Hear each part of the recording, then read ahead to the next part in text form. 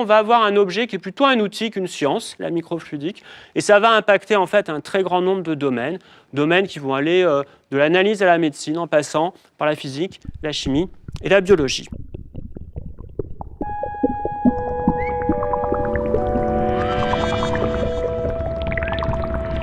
Je vais essayer d'apporter un petit peu de lumière aujourd'hui sur un monde un petit peu mystérieux, qui est le monde des gouttes miniatures et des rivières minuscules, rivières infimes, qu'on appelle en général la microfluidique. Alors, la microfluidique, qu'est-ce que c'est? C'est à la fois une science et une technologie, des écoulements de fluides en général, mais on va souvent parler de liquide, et ça va être des écoulements qui vont se faire à petite dimension, typiquement entre 1 et 100 micromètres. 100 micromètres, c'est le diamètre d'un cheveu, et on sera donc entre 1 et 100 micromètres, donc à peu près 100 fois plus petit qu'un cheveu ou un cheveu. Alors, comment on fait ça? Comment on obtient des liquides qui vont s'écouler à des dimensions si petites? Ce n'est pas très difficile. On va juste les faire circuler dans des petites tuyauteries, des micro-canaux, des micro-canalisations. On a tous vu des exemples dans la nature, peut-être pas ça, mais au moins les nervures finement ciselées dans les feuilles. C'est un réseau microfluidique assez élaboré. On peut faire ça au laboratoire. On peut fabriquer des réseaux de canaux de manière précise et contrôlée, de forme et de taille très, très variées, et aussi un grand choix de matériaux. En fait, il ne faut pas imaginer que ce sont que des objets de laboratoire, puisque dans le commerce, on trouve facilement des dispositifs microfluidiques. Vous avez ici un objet qui est capable de prendre en charge quelques microlitres d'urine et de faire un test biochimique assez important, en l'occurrence un test de grossesse. Alors en fait, les liquides, lorsqu'ils sont petits, si on ne les force pas à être dans des canaux complètement contraints, en général, la cohésion vont faire qu'ils vont se recroqueviller sur eux-mêmes et plutôt prendre la forme d'une sphère, d'une petite perle liquide, des gouttelettes, autrement dit. On a tous vu de la rosée sur des toiles d'araignée. Et puis, pour les plus grassouillés d'entre nous, on a également des micro-gouttelettes d'huile. Par exemple, ici, vous voyez des tas de gouttes d'huile au sein de cellules. C'est la même chose, ce genre de micro-gouttelettes, on est tout à fait capable de les usiner au laboratoire de manière très contrôlée. Vous voyez par exemple ici, on est capable de fabriquer des gouttes d'eau dans l'huile ou d'huile dans l'eau avec des tailles qui vont aller de 1 à 100 micromètres environ. Alors si on fait un petit calcul, on se rend compte que c'est des volumes assez petits. Ici, ça va être des volumes de l'ordre de 1 milliardième de litre, et puis ici, c'est à peu près 1 million de fois moins. Alors, ça pèse pas lourd, une micro-goutte, mais en général, on compense ça par le fait qu'on va en faire un très grand nombre à très grande vitesse. Alors, on peut manipuler également des gouttes d'eau dans l'air. On ne va pas les mettre sur les toiles d'araignée en général, on va les disposer plutôt sur des électrodes, et ça va nous permettre de les manipuler et de les combiner à façon. Alors, tout ça étant extrêmement petit, on peut facilement faire loger tout ça sur un dispositif, une puce qui va faire quelques centimètres. J'en ai une dans ma poche, là d'ailleurs, vous voyez, c'est pas très grand. Et là-dessus, on va pouvoir intégrer un très grand nombre d'opérations microfluidiques. Et on appelle ça généralement un laboratoire sur puce. Vous avez un exemple ici, vous voyez, une véritable usine miniaturisée dans laquelle les liquides peuvent être injectés, mélangés, combinés. On peut y faire des réactions, on peut les analyser, on peut y faire de la chimie, de la biologie, on peut y faire de la physique si on étudie les écoulements, par exemple. Alors, du fait qu'on a accès à des liquides à très petite dimension, qu'on peut les manipuler et les contrôler, la microfluidique va permettre d'étudier des phénomènes nouveaux, de les caractériser, de les observer, de les comprendre, et puis aussi permettre de réaliser des applications très nombreuses. Et en fait, du coup, on va avoir un objet qui est plutôt un outil qu'une science, la microfluidique, et ça va impacter en fait un très grand nombre de domaines qui vont aller de l'analyse à la médecine en passant par la physique, la chimie et la biologie. Alors voilà, on a un outil qui est formidable, qui est extrêmement puissant. Alors, le petit souci, c'est dans la réalité d'un laboratoire. Alors, je vais vous partager mes problèmes avec vous. Alors, vous faites une expérience de microfluidique dans un laboratoire, ça se passe à peu près comme ça. Alors, vous voyez, le dispositif microfluidique, il est petit. Voilà, il est ici, il est tout petit, il est tout mignon. Mais vous voyez que pour faire fonctionner ce petit truc, vous avez besoin de toute une artillerie de matériel, des tuyaux, des pompes, des microscopes, des choses plus ou moins élaborées, des caméras, des ordinateurs, des étudiants souriants et motivés. Ça montre qu'on peut avoir un système qui est extrêmement petit, mais malgré tout, il n'est pas du tout portable quand on a besoin d'une telle artillerie pour le faire fonctionner. La deuxième chose que ça montre, c'est que si on a besoin d'un tel matériel, comme on voit ici, ça veut dire que c'est très difficile de contrôler l'écoulement des liquides dans des dimensions qui sont aussi petites. Et puis la troisième chose que vous avez déjà aperçue, c'est qu'on est au quotidien face à des problèmes techniques. On a tous été confrontés dans notre vie au drame d'une canalisation qui se bouche à la maison. Eh bien, la microfluidique, c'est tous les jours que ça arrive. Et donc, on pourrait résumer cette première partie en disant qu'on a un outil qui a un potentiel colossal, qui permet d'avoir un regard nouveau sur des disciplines variées, en physique, en chimie, en biologie. Il y a des sciences à réinventer, et puis des applications avérées, considérables, et qui vont aller se multipliant dans des domaines aussi variés que la santé, l'environnement et l'énergie. On a malgré tout certaines limitations à cette microfluidique, et comme j'ai essayé de vous montrer, on a des problèmes parfois de portabilité, et puis surtout, on a des écoulements de liquide qui restent très difficiles à maîtriser, qui restent très difficiles à contrôler. Alors, on n'a pas essayé d'avoir une nouvelle vision du monde, mais on a plutôt essayé de faire la microfluidique autrement, et on s'est dit, voilà, on va faire sauter tous ces tuyaux, on va enlever toutes ces pompes, tout ça c'est très encombrant, et on va essayer de faire de la microfluidique juste avec de la lumière. Alors, pourquoi de la lumière ? La lumière, c'est un stimulus qui est assez sympathique parce que vous voyez, c'est compact, c'est portable, c'est précis. Je peux décider où et quand je veux appliquer mon stimulus lumineux. Je peux moduler la lumière, je peux faire des couleurs, je peux aussi faire des choses assez amusantes. Vous voyez, par exemple, des motifs lumineux. Et donc, j'ai un stimulus qui est flexible, compact, précis et qui donc présente un grand intérêt. Et donc finalement, la question qui reste à se poser, c'est comment va-t-on faire pour, tel musclore, puiser l'énergie de la lumière et être capable de la convertir de manière ingénieuse pour en faire une action microfluidique. Alors je vous laisse réfléchir. Je vais me servir un petit verre dans le laps de temps. Alors j'ai pris du vin. Le vin est un liquide intéressant parce que il y a de l'eau à l'intérieur et il y a aussi un petit peu d'alcool.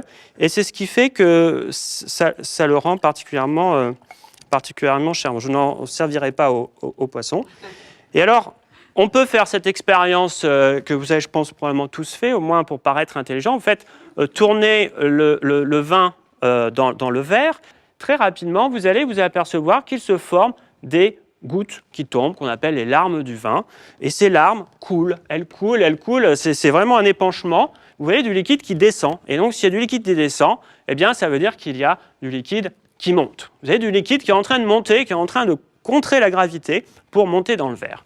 Et alors ça, c'est connu depuis assez longtemps. On a l'explication, et l'explication, elle est que l'alcool s'évapore ici majoritairement en haut du verre. Ça crée ce qu'on appelle une augmentation de l'énergie de surface, ou de la tension de surface, et le liquide qui est ici va tirer sur le liquide du bas, qui a une tension de surface plus faible, pour compenser cette différence d'énergie.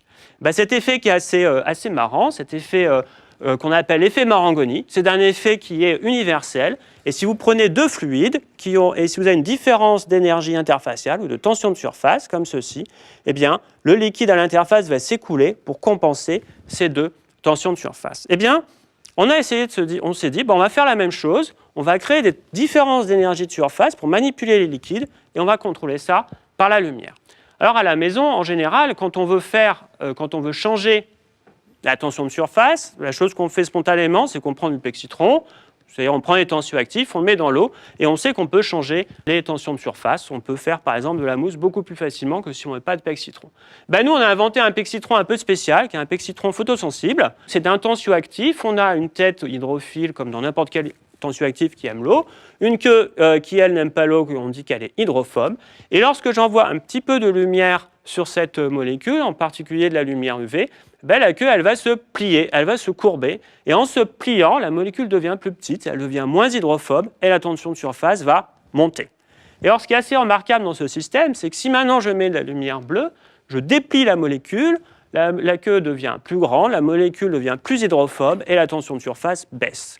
Alors, j'ai maintenant un outil qui est quand même très intéressant, c'est que je vais pouvoir faire monter et baisser la tension de surface juste avec de la lumière. Je mets de la lumière UV, ça monte, je mets de la lumière bleue, ça descend. Et donc, vous voyez que maintenant, si je veux faire un effet Marangoni, c'est très simple. Je mets de la lumière à un endroit précis, ça va monter simplement à un endroit, et je vais pouvoir, comme ça, créer des écoulements. Alors, je vais essayer de vous montrer que c'est vrai. Alors, voici une expérience très simple. Ça se passe dans une sorte de boîte de camembert transparente qui est en plastique. Vous avez de l'eau, la molécule et une petite goutte ici, je ne sais pas si vous la voyez, cette petite goutte elle est ici, et je mets de la lumière UV juste sur la moitié de la goutte, comme ça je monte la tension de surface, et comme si je tenais cette goutte dans les mains, puisque je monte ici, ça va la pousser. Et vous voyez qu'avec la lumière UV ici, eh bien, je pousse la goutte. Et alors, ce qui est assez amusant, c'est que si maintenant je change la couleur, je vais inverser la direction de la force, et maintenant la goutte est attirée vers la lumière. Donc si je retire la lumière, eh bien j'attire la goutte avec moi. Donc je peux comme ça pousser la goutte avec de la lumière ultraviolette, la tirer avec de la lumière bleue, et si maintenant je mets les deux couleurs sur la goutte elle va être piégée.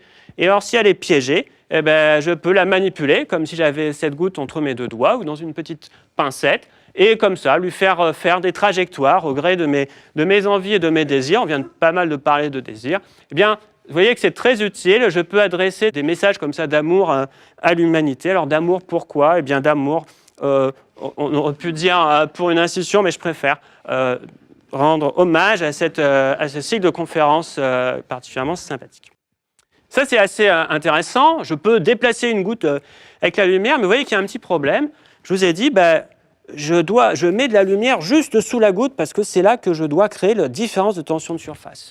Du coup, ça veut dire que c'est assez compliqué de faire ça. Il faut bien viser, il faut être assez talentueux du point de vue de l'optique, ce qui n'est pas notre cas. Et du coup, vous êtes obligé de travailler avec des gouttes qui sont grosses pour pouvoir faire cette manipulation précise. Alors, on voulait faire mieux et puis on voulait manipuler beaucoup de gouttes. Alors, on s'est dit, retournons à nos fondamentaux, retournons à notre verre de vin.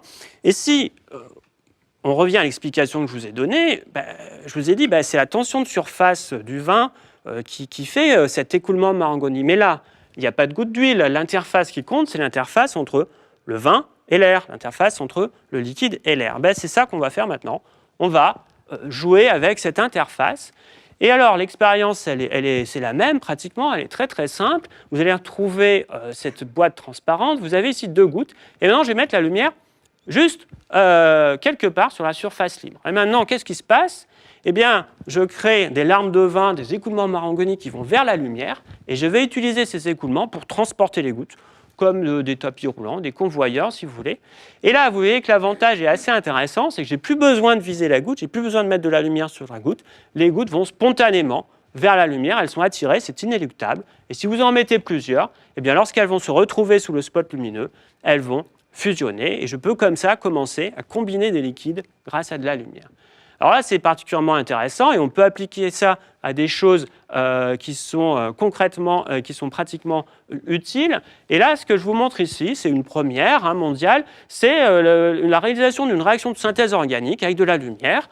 Donc c'est très simple, on prend deux molécules organiques différentes, on prend de la lumière, on les combine, on les mélange, et dans la goutte qui est mélangée, on peut suivre la réaction chimique qui se passe.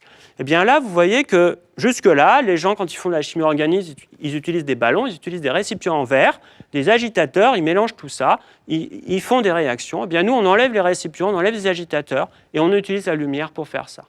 Alors ça peut être intéressant parce qu'on peut commencer à manipuler des molécules qui sont fragiles ou qui sont toxiques, on peut manipuler des quantités qui sont très petites, on peut combiner les gouttes pour explorer des nouvelles réactions.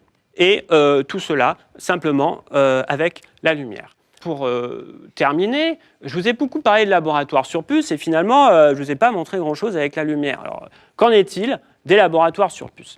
Alors, vous voyez que quand un liquide rentre dans une telle labyrinthe, un tel dédale de canaux, le liquide il va être essentiellement en contact avec les parois de ces micro-canaux. Et du coup, l'interface qui va nous intéresser ici, c'est l'interface entre le liquide et le solide. Alors, vous savez tous que c'est très important. Si vous renversez un verre d'eau sur une surface, le sol par exemple, si ce sol est mouillant, l'eau va s'étaler et former une flaque. Et s'il n'est pas mouillant, eh bien, au contraire, il va se fragmenter et former des gouttes. Et bien, nous, on va contrôler ça avec la lumière. Il suffit de rajouter un petit peu de molécules là-dedans. Et grâce à la lumière, on va pouvoir faire basculer le système entre un état mouillant et un état non mouillant. Et vous allez voir que le résultat dans un système microfluidique il est assez spectaculaire. Alors, vous allez voir un petit dispositif. Vous avez deux canaux, ça c'est 100 micromètres, c'est le diamètre d'un cheveu. J'ai de l'eau, j'ai de l'huile. Et si je mets de la lumière UV, vous voyez qu'il se forme des gouttes.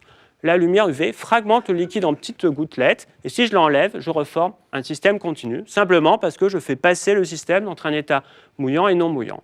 Voilà, donc j'ai maintenant des sortes de cisailles optiques, j'envoie de la lumière, je peux découper à façon un liquide et à la demande. Et ça peut être très intéressant, par exemple, pour encapsuler des molécules actives, des médicaments, des particules ou des cellules, simplement en envoyant de la lumière.